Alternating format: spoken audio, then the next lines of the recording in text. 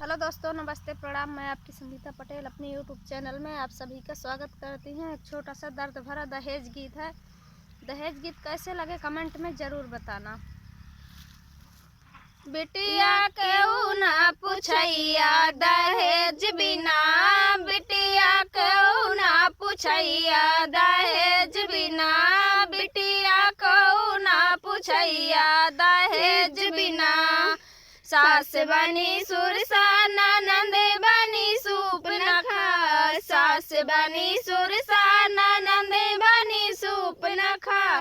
ससुर बने हैं कसैया दहेज बिना, ससुर बने हैं कसैया दहेज बिना, ससुर बने हैं कसैया दहेज बिना। बिटिया केहू ना पूछैया दहेज बिना, बिटिया को ना पूछैया दहेज बिना।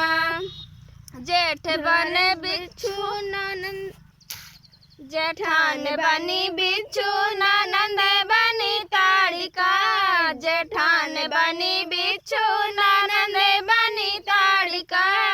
देवर बने हैं कसैया दहेज बिना, देवर बने हैं कसैया दहेज बिना।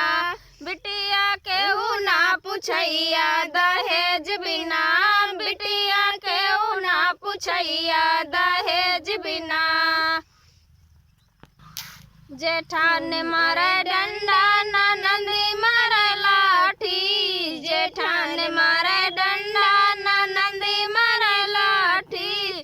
देवरू निकाले घर से दहेज बिना, देवरू निकाले घर से दहेज बिना। बिटिया केहू ना पूछैया दहेज बिना, बिटिया केहू ना पूछैया दहेज बिना।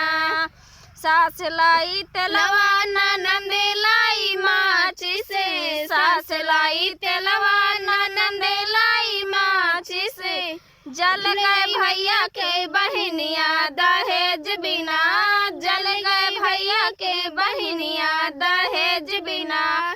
बिटिया केहू ना पूछैया दहेज बिना, बिटिया केहू ना पूछैया दहेज बिना। और ये दहेज गीत कैसे लगे कमेंट में ज़रूर बताना। और बहुत दर्द भरा गीत है। तब तक के लिए नमस्कार।